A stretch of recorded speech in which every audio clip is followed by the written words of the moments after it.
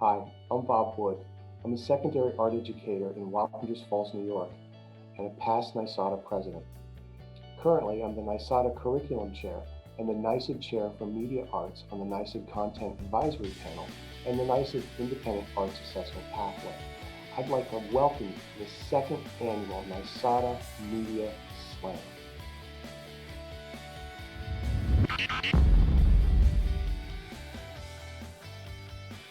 Especially this art education year of 2020, media arts has emerged as a go-to discipline, a vibrant and ever-evolving and supportive discipline in the arts, as well as an essential component of visual arts education. You, as art educators, are the ones to deliver the facets of media arts education to our students. Although we love this profession, this year has us exhausted, frustrated, and often discouraged. We're doing 3 times the work and getting 1/3 the results. Many of your colleagues feel the same. No one feels like they're rocking it this year. We're in a difficult time of emergency management, and the analogy of driving in the dark with the headlights off and the kids in the car is not too far from reality. Collegiality under adverse conditions is a must. The method which we deliver the essentials of art education has aggressively shifted. New and equitable digital methods are rapidly emerging. So much of the field is discovering the perspective that media arts is not only accessible, but it's a doable necessity in our programs. Art classrooms, and now especially homes, are important sites of innovative and meaningful artistic work. We can nurture the remote arts production through media arts and provide that wow factor and exciting perspective. Today, we have 4 outstanding educators from across New York State, each sharing their unique perspective in delivering quality arts education. Our first presenter is Nell Stokes. Nell is the executive director of Magic Box Productions, a not-for-profit source of media arts education for the New York City area.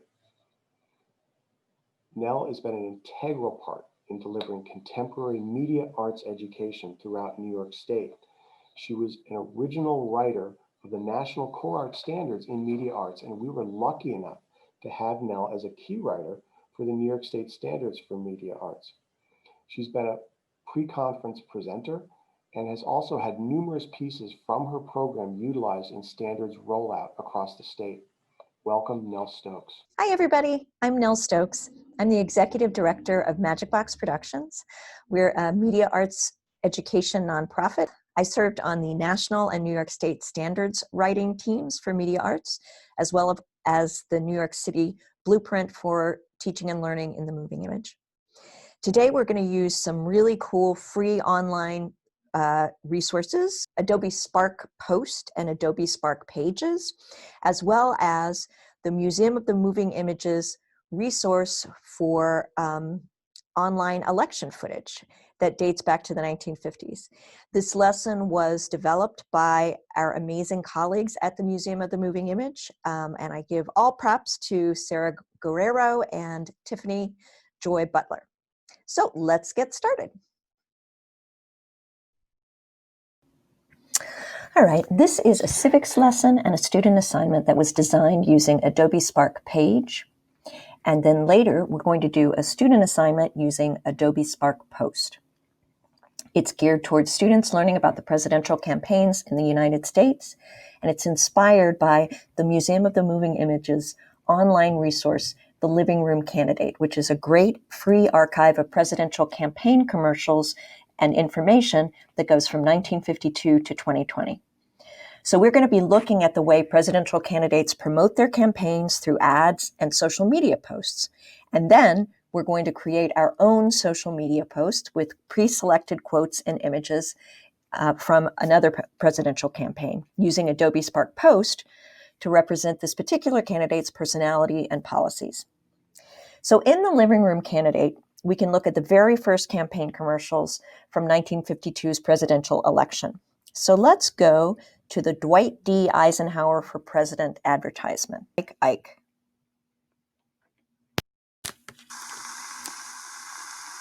I for president, I for president, I for president, I for president. You like Ike, I like Ike, everybody likes Ike for president. Hang out the banner, beat the drum, we'll take Ike to Washington. We don't want John or Dean or Harry, let's do that big job right. Just get in step with the guy that's left, get in step with Ike. You like Ike, I like Ike, everybody likes Ike for president. Hang out the banner, beat the drum, we'll take Ike to Washington. We got to get where we are going, travel day and night for president. Adelaide go the other way, we all go with Ike. You like Ike, I like Ike, everybody likes Ike for president. Hang out the banner, beat the drum, we'll take Ike to Washington. We'll take Ike to Washington. Now is the time for all good Americans to come to the aid of their country. Vote for Eisenhower. All right. So based on that, what do you notice? Think about the way that they shortened Dwight D. Eisenhower to Ike. This creates a friendly, personable approach. They use cartoon versions of people in a peppy march to support Ike, and they say it repeatedly like a mantra. This ad is designed to appeal to families, people from different economic backgrounds, and make Dwight seem a very likable candidate for president. To contrast that, let's look at the 1976 presidential nomination from the Democrats. This was Governor Jimmy Carter. So let's take a look at Carter. He was a peanut farmer. Let's take a look at the way he was presented.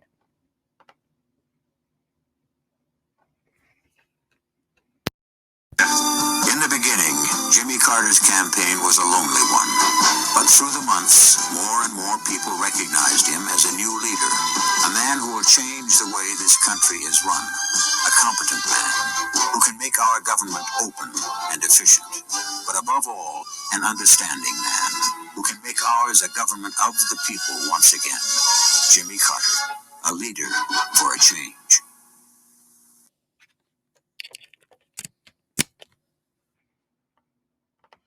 Let's think about that last tagline. Jimmy Carter, a leader for a change. What do you think it would look like if Jimmy Carter used social media to represent his persona? Let's take a look at a template that we created in Adobe Spark Post to see what that might look like. So here we've got a picture of Carter and some simple animated graphics. A leader for a change, and then we see Carter 76 in the bottom.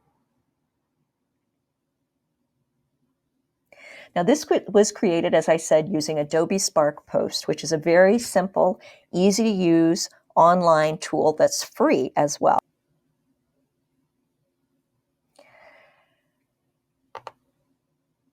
And for this, I'm going to create an Instagram post. So I'm going to choose that. And I'm going to use some pre-selected and preloaded options. So basically what I'm going to do is I'm going to search for a template. And for this, I'm going to pick a simple photo template. So let's look for, I'm going to choose this one. So I'm going to use this template. I don't need the full power of Adobe Spark. Now I'm going to click, I want to add a photo. So over in the corner, I'm going to say add. I'm going to add a photo, and I'm going to upload one that I've already preloaded.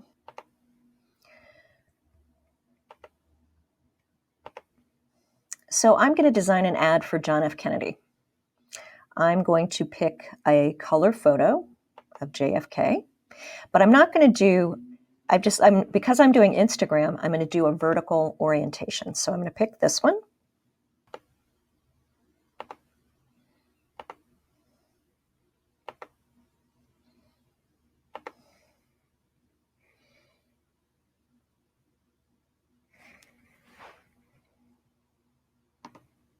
And I've added my picture. So I'm going to make it a little bigger. Move it over. And a little bigger still.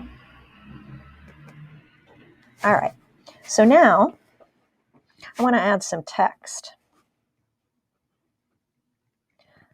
So I'm going to close up image.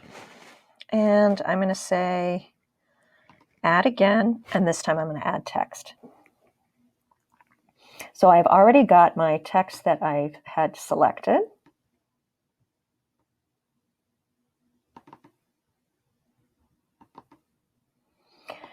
I've got a Kennedy quotes, and I'm going to say these two. A leader for the 60s, we celebrate the past to awaken the future. So I'm going to copy it.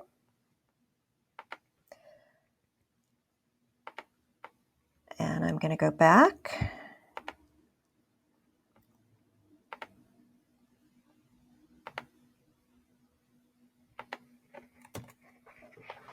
Say done.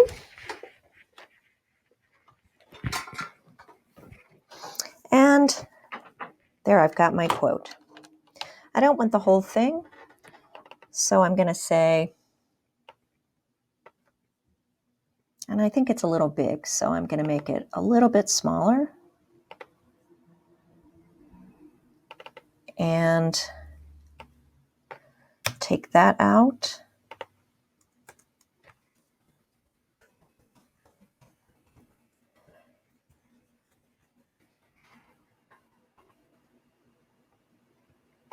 And I'm going to add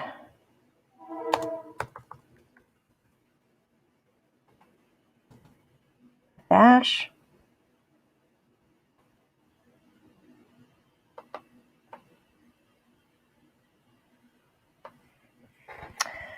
And I'm going to change my color to a white background. And just for giggles, I'm going to move it down here. All right, so I'm going to add the fade.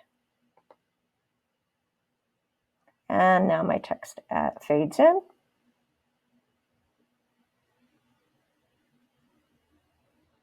And now I am ready to publish.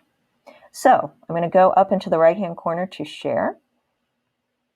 I can either publish, invite other people to edit this, or I can send it right to Google Drive. So for this, I'm going to say publish. And I can choose Facebook, Twitter, Classroom, Teams, or email. So I am going to choose to share it as a link. Creates a link.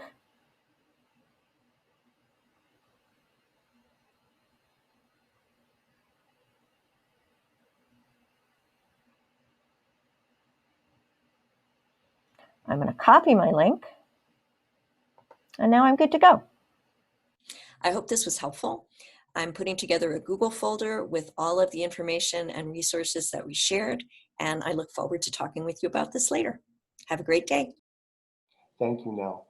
I encourage you to pursue the Magic Box Productions site and view the extensive program reaching students, community, and teachers. Media arts education provides learners with essential skills of creativity, visual media literacy, digital citizenship, and the ability to learn effectively via a variety of processes. With that in mind, next up is Stephanie Lawson and her colleague, Rachel Manhart. This is Stephanie's 8th year at the School of the Arts and her 9th year in the Rochester City School District.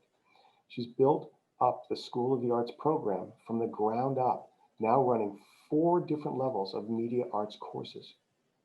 She holds a BFA in New Media Design at RIT and a Master's of Science in Teaching from RIT. With over a decade of industry experience in interactive design, she connects students with real-world design professionals. She's also on the advisory board of RIT Masters in Science Team Teaching Program and the guest lecturer at RIT on topics of trauma-informed education and culturally responsive art education. Rachel Manhart is currently an art educator in the state of Massachusetts and an up-and-coming superstar in the field of media arts education.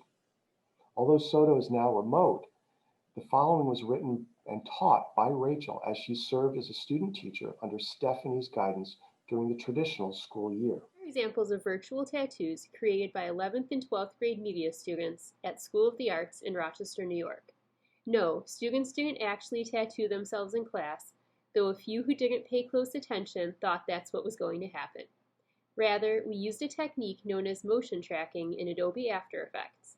Motion tracking is a cinematic technique that allows the insertion of computer graphics into live-action footage with correct position, scale, orientation, and motion relative to the objects in the shot.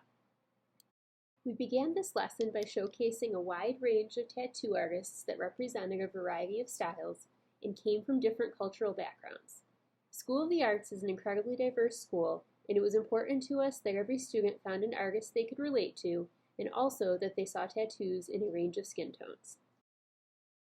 Next, we discussed how line weight and the balance of positive and negative space were important to creating a strong tattoo design. Students sketched out their designs on paper and blocked out the positive space with marker. This was important to prevent them from trying to shade a gradient with pencil, which wouldn't translate in Illustrator. Of course, some students ignored our sage advice, so we wound up devoting a class period to show them ways to create value with ink.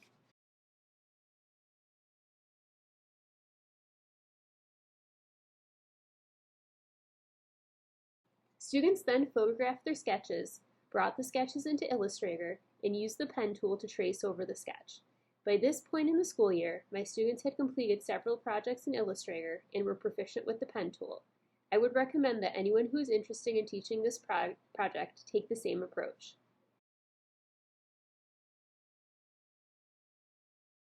After that, students filmed their arms in motion. We showed them examples of good versus bad videos and emphasized the importance of good lighting, appropriate camera angle, and minimizing distracting objects in the background. Finally, it was time for students to compile their final project in After Effects. I'll hand it over to Rachel to explain that process. So this is a student example of the digital tattoo project. Their goal was to use Illustrator and After Effects to create a realistic looking tattoo projected on their arm. This is an example of the type of footage I asked each of them to film, where they drew 4 points on their arm, which would be used for the motion tracking. So here I'm opening up After Effects and creating a new composition. My composition is at least 10 seconds long. That is part of the requirements I gave my students. So this is how you would ensure that it's long enough and how to set the length. From there, I'm bringing in both my movie file and my PNG file to use, bringing it both into After Effects and then bringing it down into the composition itself. Making sure that the movie file is below the PNG, so that way the tattoo image will actually show up on top of the arm instead of having the video footage above the design. So the first step I'm going to do is click on my movie file and go into the tracker window and click track motion. I'm going to set everything that I need to do, making sure the track type is set to perspective corner pin. This will give us a box that we can use to then track the 4 points that students had to draw on their arm.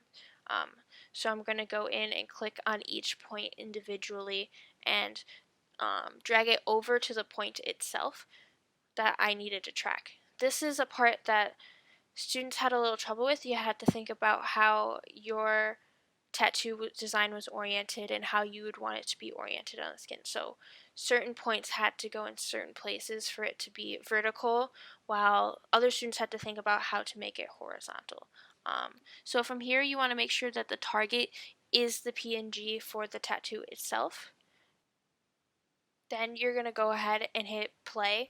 This will analyze the footage and see where the 4 points that you drew are and track both, the rotation, the movement.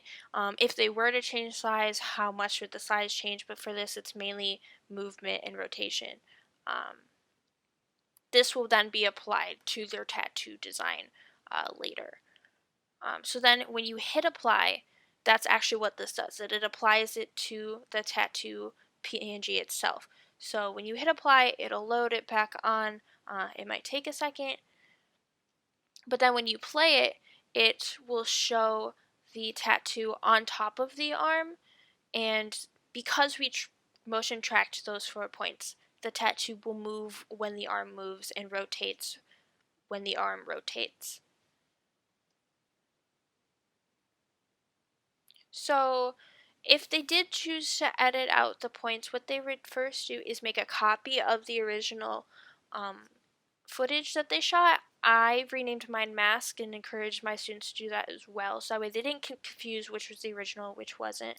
Then I went up to the ellipse tool, and what I did is I drew an ellipse close to the point that I have drawn on my arm. When you take a mask, it will edit out everything else around it and only focus on what is inside the ellipse, which is information that we're going to need. So then you're going to right click on the mask and hit track mask. This will open up the tracker panel if it's not already open.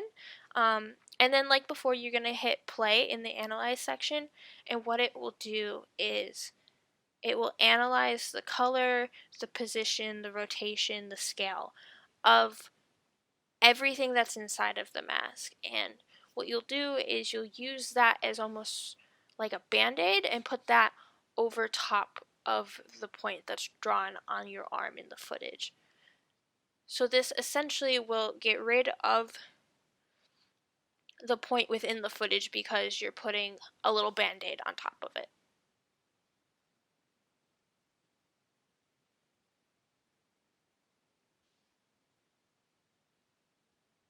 So once that's done analyzing, you'll want to zoom back in and find the mask that you created. Using the pointer tool, you can reposition this mask, so now you'll be able to drag it over top of the dot in the footage, and it will cover it up using the data that it tracked. This is something that might not be exact for every student, and so what I did is I showed them that if you went to your mask and went to the transform section, if you clicked the stopwatch under position, this will help you animate the position of the mask. So if it was to be a little off, all you'd have to do is stop and drag it back into place, and it will take note of where you moved it throughout the video and keep the mask in the position that you would want it in. This definitely helped give it more of a realistic feel and hide those dots a bit more, so it did look like it was just the tattoo on the arm. Thank you, Stephanie and Rachel. Again, please log your questions in the chat so we can address them. We've set ample time aside to have a thorough Q&A session following the presentation. Media arts is infused with aesthetics and the purposeful use of art and design. With that in mind, I'd like to introduce Amanda Meeser. In her 8th year of art education, Amanda is presently at the secondary level at the Pittsburgh Sutherland High School and her 5th year in teaching Animation 1 and 2. And she's also responsible for Studio and Art, Photo 1, Advanced Photo, and Painting and Drawing 1. She's a member of the NYSATA Content Arts Advisory Panel for Media Arts, and as I mentioned before, that's charged with developing media arts guidance for visual arts education in New York State. And she's also wearing one of the hats of a conference coordinator at this year's conference. Hi, everybody. I'm Amanda Meeser. If you don't know me, I am one of the workshop coordinators for the conference and have been for quite some time now. I am going to start kind of sharing my screen and start my presentation, and I can tell you a little bit more about me. So, I think that's working. All right. So, I am, like I said, Amanda Meeser. I am going to introduce you to a project I do with my Animation 1 students. It is a cut paper animation project. I teach at Pittsburgh Sutherland High School, which is located right outside of Rochester. A little bit about Animation 1. Studio art, our kind of entrance art requirement course, is a prerequisite for Animation 1. So therefore, Animation 1 consists primarily of sophomores. There could be a few upperclassmen here and there, but it's primarily sophomores. Animation 1's curriculum is really designed to start very traditional. We start with flip books. We start with optical toys and walk cycles. Then the students get more into animation through claymation and cut paper. Through the middle of the year, students then switch to digital frame by frame animation. So weirdly enough, the only way my school will run this class is if I teach animation 1 and 2 together. So I actually teach it between 2 different rooms, a classroom where I usually do a lot of my presentations, and then across the hall is the digital Mac lab, and that's the picture that you're kind of seeing right now. This is my 3rd year teaching animation in general, and I will say, before I started teaching it 3 years ago, I was an elementary teacher and had never taught animation, didn't know anything about animation. And the summer before I took it on, I really taught myself everything. And I feel like as the years pass, I'm getting better and better at troubleshooting and kind of knowing what's going on. So like I said, this is an animation 1 project. The class size ranges from 10 to 18, which is a crazy range, I know. I believe the max that we are usually allowed pre-COVID times in that lab is 19. Now I believe we can only fit 12. We have shooting stations with old Elmos or document cameras for students to kind of set up their cut paper backgrounds under, and then they can kind of shoot their pictures that way. After they take their pictures, we are working through Adobe CS6 Premiere Pro to compile photos together. So the cut paper animation. So really, the first true stop motion animation they do is claymation, but I don't necessarily require a storyline.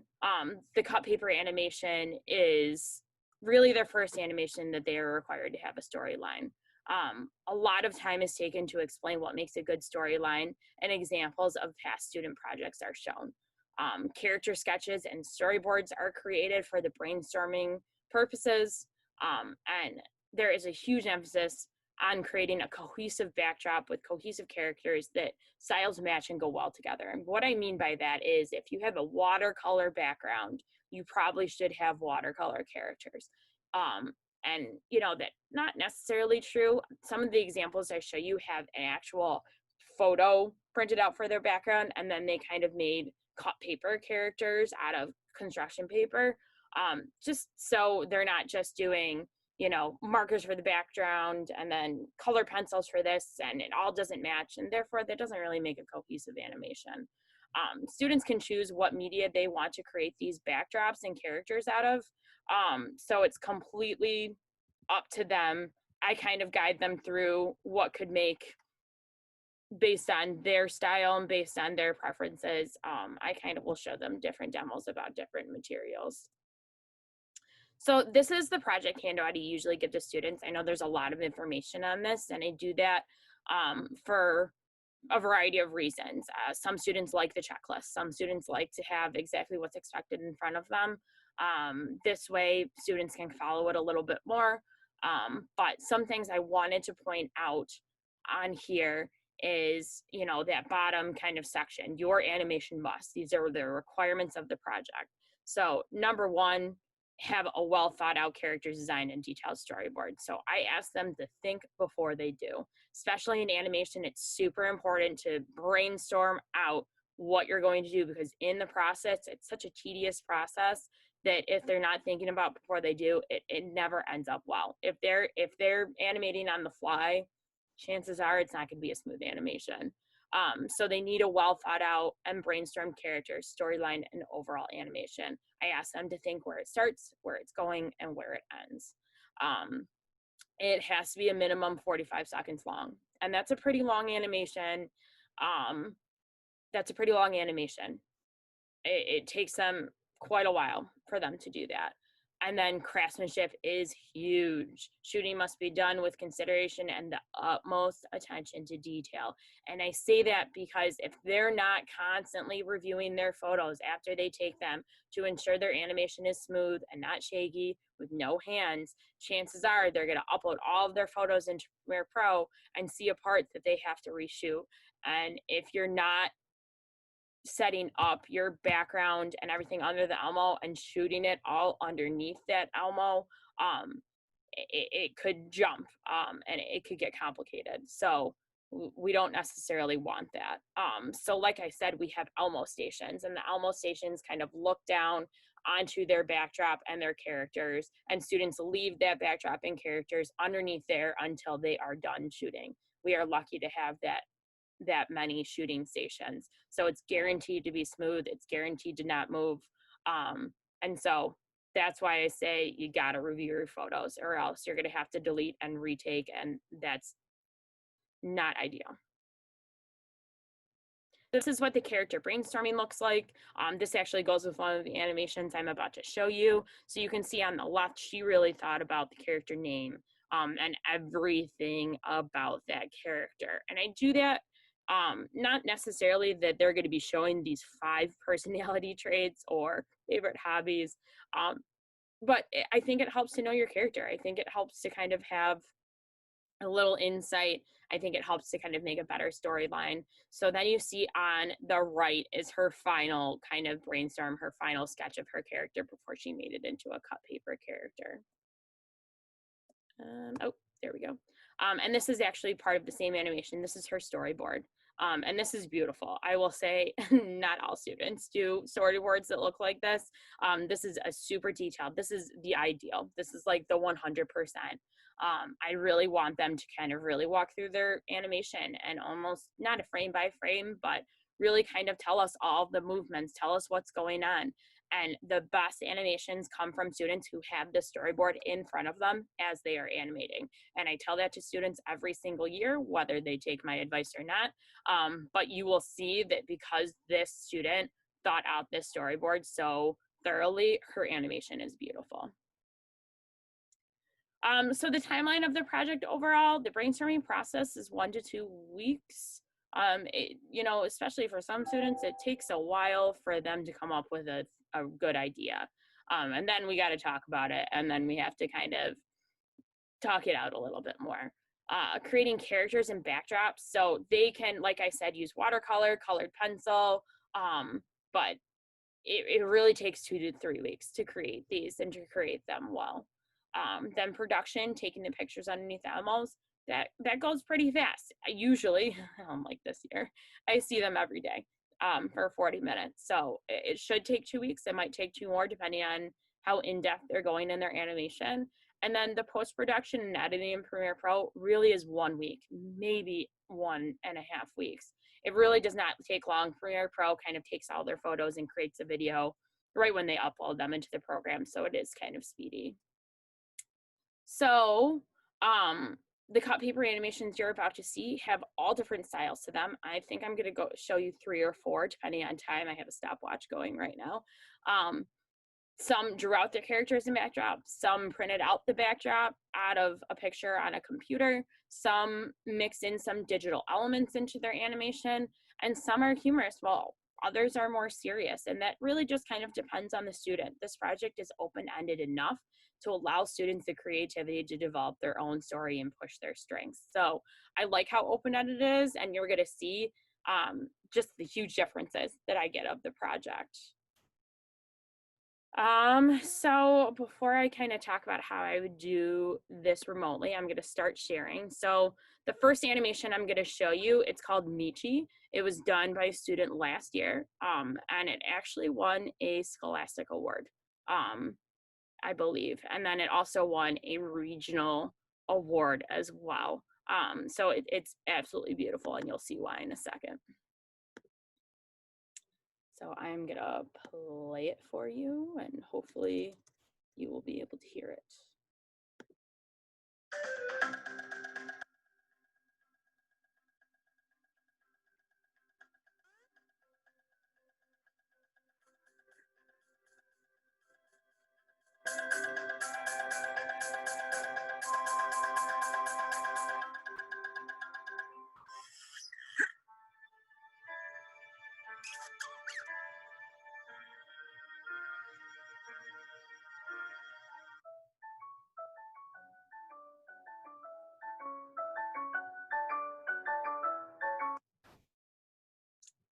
So you can see just how beautiful that animation is. You can see the time that went into the backdrops and the characters. It is so smooth. The way that she created different, I mean, each one of those characters is different from the last. And so it's truly amazing how much characters she made, one from the front perspective, one from the back perspective. Stunning, as you could see. So the next one I am going to show you is called Afternoon, and it's a completely different style.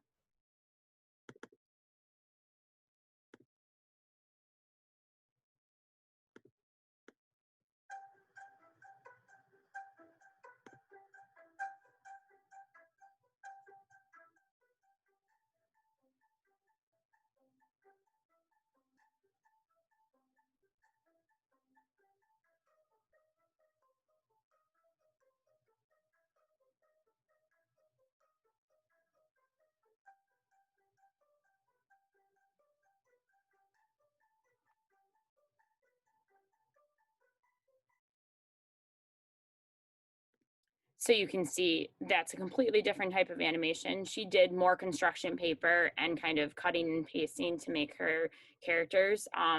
This was a student who was a senior a couple years ago, and animation was not her thing. She took it to just have fun and try something different, and I think she was really successful. So the next share I'm going to show you, I think, is Garfield's New Look. And you can see that this one is going to have some digital elements to it. It's pretty awesome, pretty funny.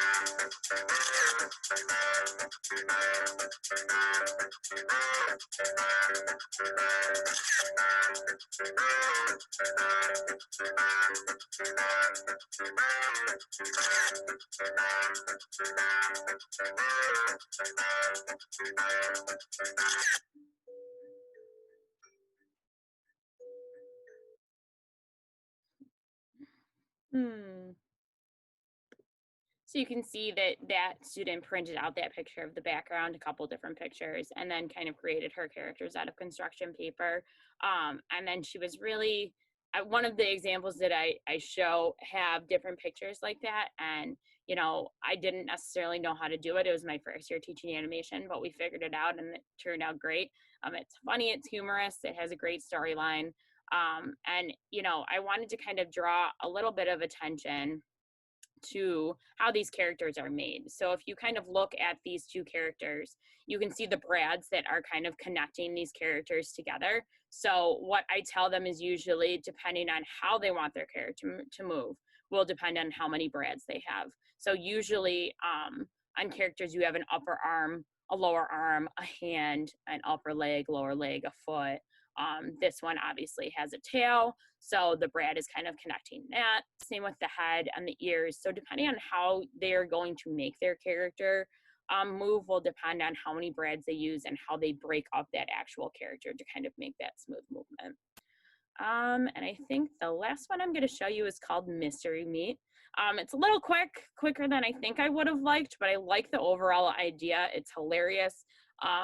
This was a kid who executed, his storyline was hilarious and funny, so I just wanted to kind of throw that in there.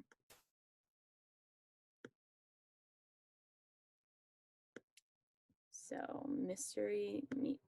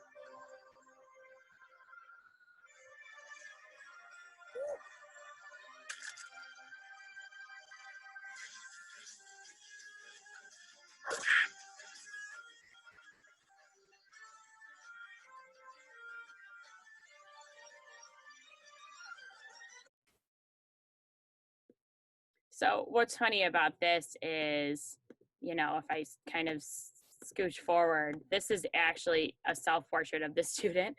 He has those glasses. And I love how it zoomed into a different viewpoint of him holding the tray. And like I said, he printed out these pictures and kind of compiled couple different pictures of broccoli and steak, and then kind of added those different features. I always have students that are like, I really don't want to draw. I'd rather be on the computer. So I always give them this option. And in this case, it was successful. So if I go back to my presentation, there we go.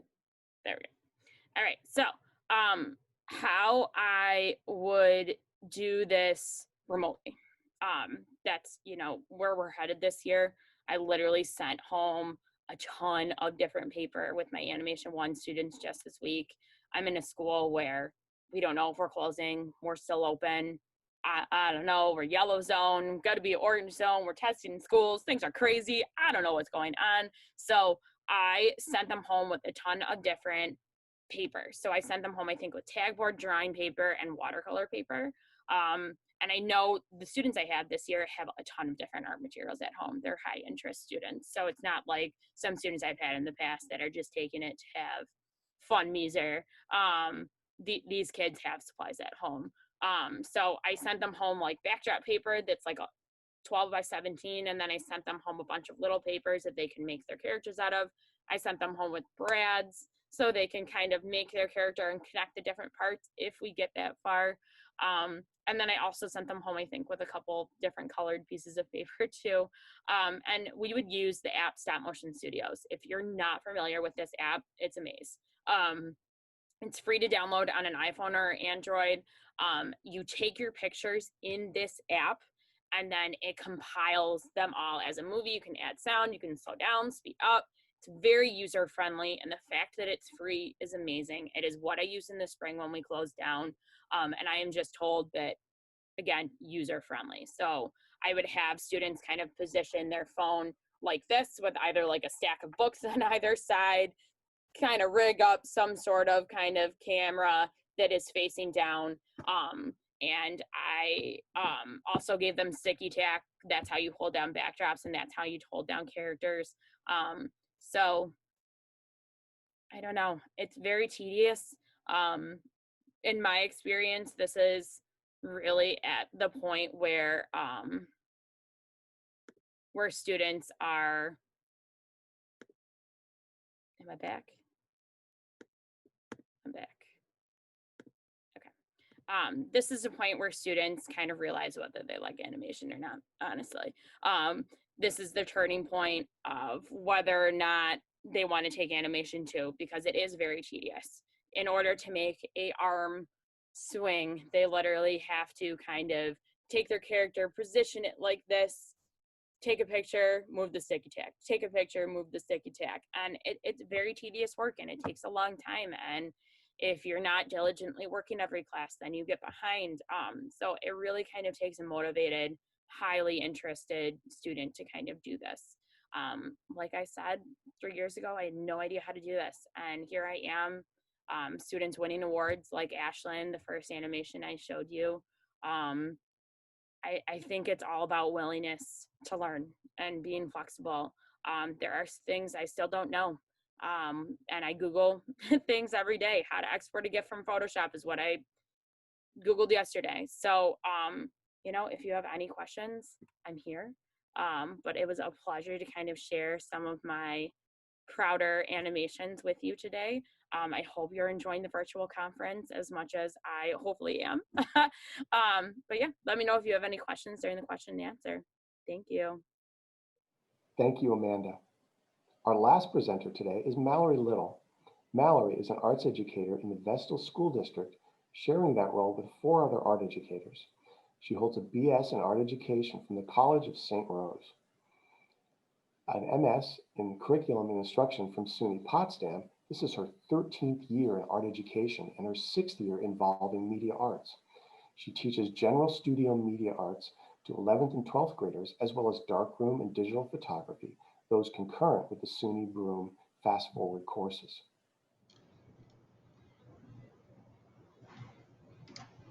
Hi, my name is Mallory Little, and I am a teacher at the high school in Vestal, New York, and I teach media arts and photography. Today I would like to share with you one of my media arts projects that I call Color Motion Animation. It is a great project to get students really comfortable with creating GIFs. It is a kind of culminative project that I have after my students have created some simpler GIFs. And we really delve into kind of the idea of how GIFs can interact with music. So I have a tiny URL here. If you want to have the slide deck yourself, you can make a copy of it and utilize it yourself. So it's tinyurl.com/NYSATA color motion. So feel free to follow along or save this slide deck for yourself. So I have my media art standards here listed for you. You can go through those on your own. With the time crunch, I am going to kind of skip around with a few things just to make sure that everybody has an opportunity to look at this whole presentation. So for the objectives for this, students are going to be able to create their own GIFs. They're going to be able to match the GIF that they create to an arrangement of music that they choose. And they're going to be able to pair that up and synchronize the imagery to the actual music itself. Students are going to learn how to trim, edit, speed up or slow down their music and their GIF to be able to make the audio file and the video file work together. They're going to be able to use the timeline in the video programming to create their animation. They're going to be able to rearrange, split, slice, repeat all of their GIFs into their musical arrangement as well. They're going to be able to distinguish between various file formats. One of the things that I find that students coming into this class don't understand is that there are differences between MP3s and MP4s, and there are differences between JPEGs and .heic files, and how to convert them, how to use free web converters, etc., to be able to have the correct format for what they're working on. Students will also learn about early animators and be able to reflect and critique each other's work. Some vocabulary that I have given to my students is a frame. We really start talking about flip books at the beginning of the year, and then we start talking about how the frames are important for animation. And then as we begin making our GIFs, we talk about how the frame is really each slide of the GIF. You're going to visualize the work using, visualization. We're going to synchronize things. And then we start talking about synesthesia. There is a phenomenon which some musical artists, some actual visual artists have where they can see color. You might have heard of this before with Vasily Kandinsky. And then there's some other more modern musicians, that have said that they have this ability. So there's a video that is attached to that as well. I have attached the vocabulary of some musical terms of crescendo and decrescendo, and I will talk about that a little bit more in a minute. So I'm not going to go through every single one of these videos as a preview, but I do want to share with you that there are a couple different examples. This one starting in 1921, 1924, and then we get to Oscar Fischinger in 1938, and this is really the main pure example that I start to show the students. So Fischinger had completed, as it says, hundreds of paper cutouts, and he created this animation of all these different cutouts timed to the music. And I feel like this is a great example on what the end product would end up looking like with the GIF animation that we are creating. So I'm just going to share a little bit of this video with you, and then from there we'll keep talking.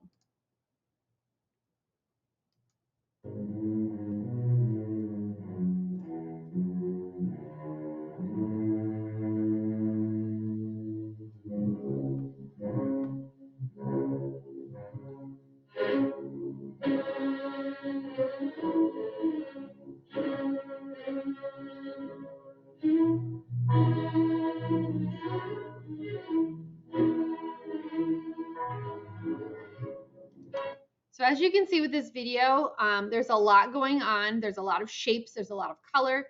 And I start to talk to the students about how each color and each shape is representative of a different musical instrument. I also start to talk to them about the crescendo and the decrescendo, how you can hear how the music is very sharp at the beginning and then it fades away, and how those shapes are actually very close at the beginning and then they start to go away and become smaller. So there's like a synchronicity between the images that you're seeing and the audio that you're actually hearing. Up here at the top, there's a little Google logo. This is from a Google Doodle a little while ago this year. For Oscar's birthday, there was an interactive web tool to be able to play with and create your own music. So that's a fun thing to have accessible as well. Moving forward, I like to also show this video from Norman McLaren. So Norman McLaren created what was called pen point percussion, and he used film strips where he would actually draw with ink or paint and create these little dots. So this animation is actually a strip of film that he created with hand-drawn dots that created the music associated with the visual. So the audio is actually coming from the visual itself. And this one's pretty fun because you can actually see the way that the dot sounds depends on the way that the dot looks. So I'm going to play a little snippet of this as well.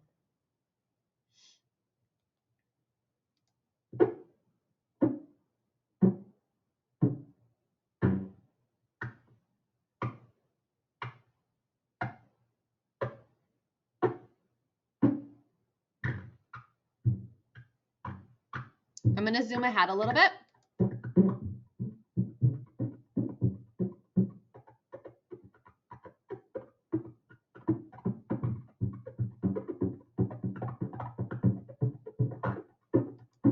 Like I said before, this video goes over really well with all the students because they really like the fact that this kind of sounds like a beatboxer, and they can see all the imagery really relating to the audio itself.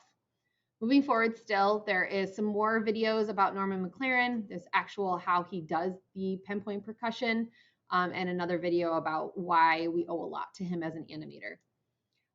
He also created this video called La Mer, which is the blackbird. And I wanted to share this with my students mainly because a lot of them feel obligated to create something representational when they're creating their color motion animation. And so for those students, I wanted them to realize that they could go a little outside the box with their representation of whatever the object is. So this video kind of stretches that and shows them what they could do. So I'm going to play a little snippet of this as well.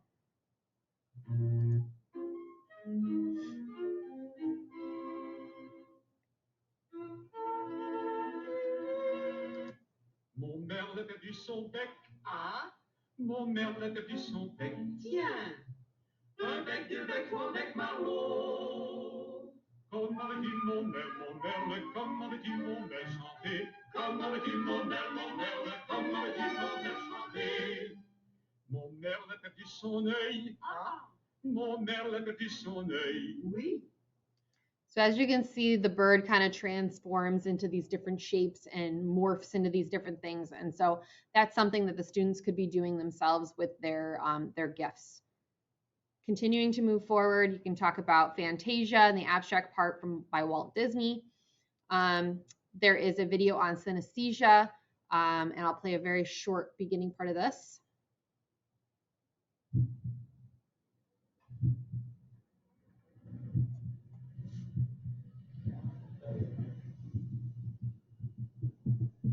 I have a condition called synesthesia where I see styles.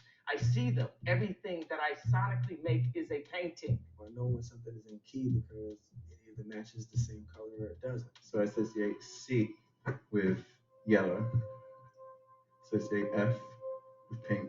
To experience a piece of music and have this image swirling around you. You know, you pick a chord and all of a sudden there's this flood of a different color or a different texture.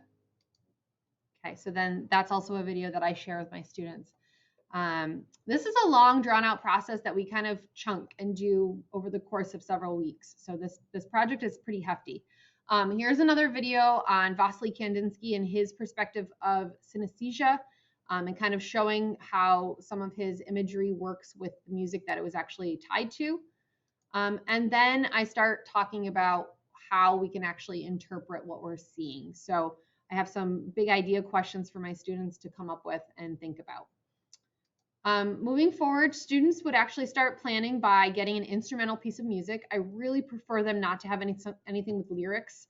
I know that the Blackbird video did have lyrics, but to have something that's just instrumental really kind of focuses their ideas in on what the music sounds like and less about what the lyrics are telling them. So I have some ideas of different places that they could get some free music here. They do have to have me approve it before they move forward. And then after they have taken their music, I always make sure at the end of their videos that they credit the audio that they have created with their credits. So the next step for them is to do some planning and some storyboarding. How are they going to actually visualize it? Is it going to be shapes? Is it going to be just blotches of color? Are those colors going to be different shapes determining by what kind of sound they're creating or by how loud they are? You can, as I say in number 3, can you show a new sound with a new instrument by making a new shape? If something is a sharp sound, do you have it be more angular? If something is a very soft sound, is it more soothing and more like almost organic shaped? You know, are the shapes getting bigger or smaller depending on whether they're crescendoing or decrescendoing? And then really having them envision what the music looks like while they're making their GIFs. So a couple more things to describe how their GIFs are created, and then a storyboard for them to start to utilize. And when they're making their storyboard, what I have them typically do is set up their thing to say maybe 1 to 10 seconds, and what kind of imagery is going to happen between 1 to 10 seconds. Is it going to be a ball that's getting bigger? It's going to be a ball that's moving? Is it going to be lines that are squiggling or jazzy things that are popping up? So they can kind of dissect and tell me those things out of their 60-second bin. So to create the GIF itself, right now I have a lot of students who are remote. So I've been using Photopea, which is very similar to Adobe Photoshop. If you have access to Adobe Photoshop, you can do the same thing with Adobe Photoshop. And what I have students do is kind of figure out how many beats are in each section that they want to complete, and then complete enough frames for each one of those sections. So if there's like a sound that goes doo doo doo, that would be 3 frames in order to have 3 separate images to be able to add to each one of those beats. Okay. So once they have created their images, they would export them as JPEGs, and then they would be bringing them into easygif.com to create their GIFs. So let me share with you really quickly the Photopea part of creating a image.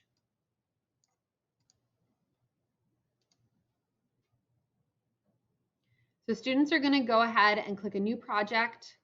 They're going to go through, they're going to change the name of their project, and this is on Photopea.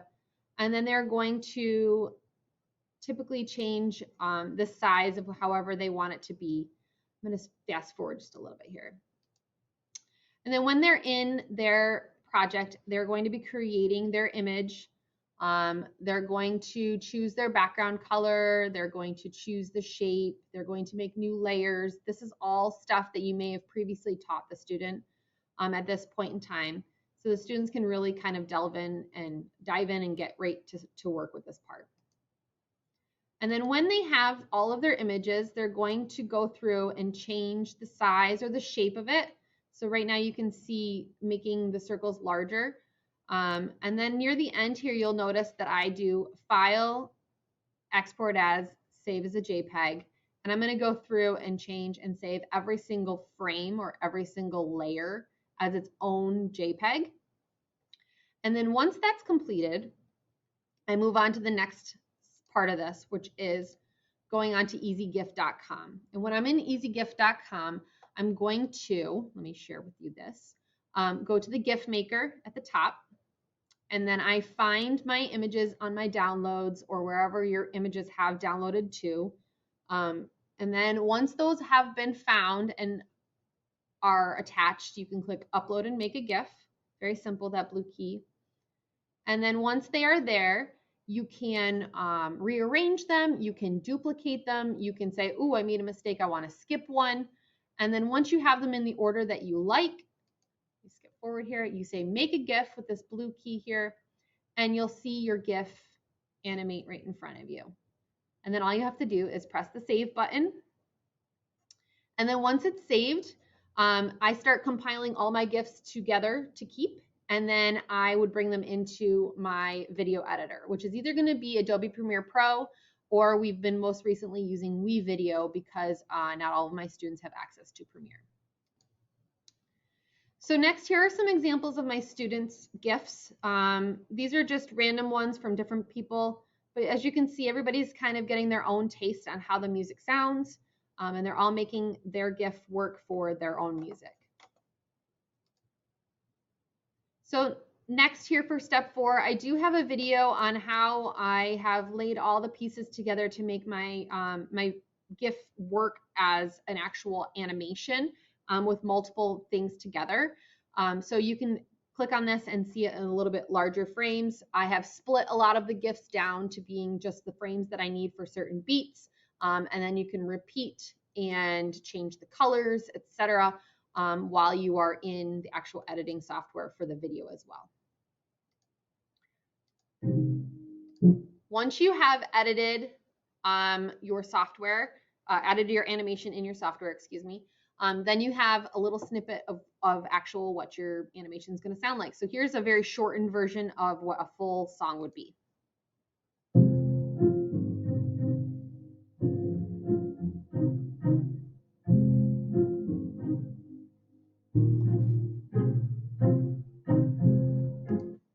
So a lot of students will take that, you know, to a new level and maybe add a new thing for the next segment.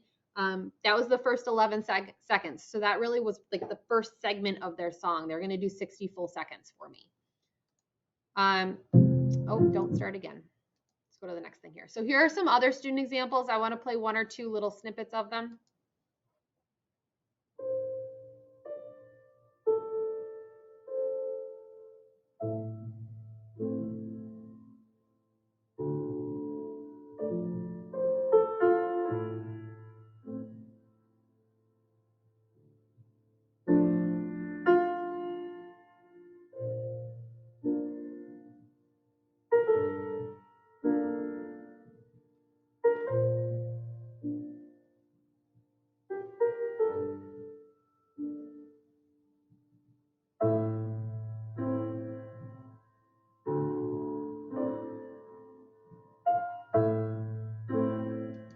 So as you can see, a lot of the same things are repeated over and over, but they're working with the same sounds of the song. So they really do work as a cohesive piece for the animation. Another quick snippet.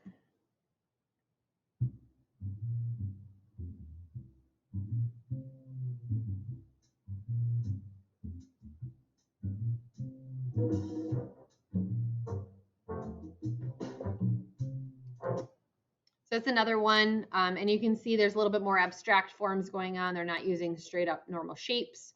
And then there are a couple other things that are on here as well if you want to take a peek. So these are the requirements that I normally have for this assignment. I have 60 seconds of royalty-free music. The animation matches the music. There's at least 4 GIFs. Typically, students end up with between 6 to 10. And all of these things have a good transition, excuse me.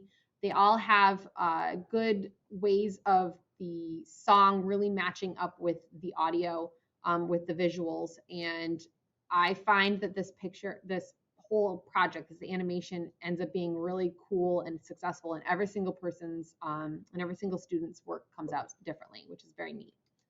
I do have a rubric that you can load into Google Classroom, and feel free to edit and change as you wish, excuse me.